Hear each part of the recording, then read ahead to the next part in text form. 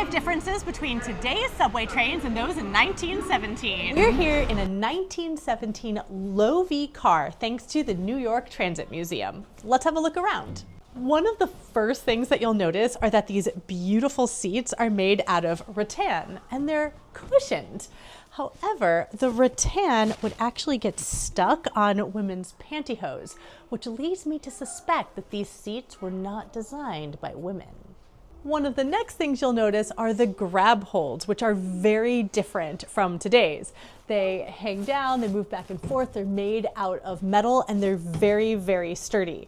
However, just in terms of size, my hand's not very big, and it does have a bit of trouble fitting into the grab hold. This is really cool. For cooling, they used fans. However, you will notice that it's just fan blades with no kind of covering. So if you were wearing a really tall top hat, you might think it's a little less cool.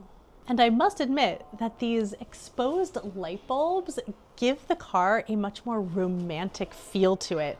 However, they're not the best for accessibility, so today's lighting makes the subway cars much more accessible for everyone. And our final difference has to do with the doors, or in this case, the door. In today's subways, there are of course 2 doors that open and close, but here we just have one big door that closes. So stand clear of the closing door, please. And for more NYC, follow me.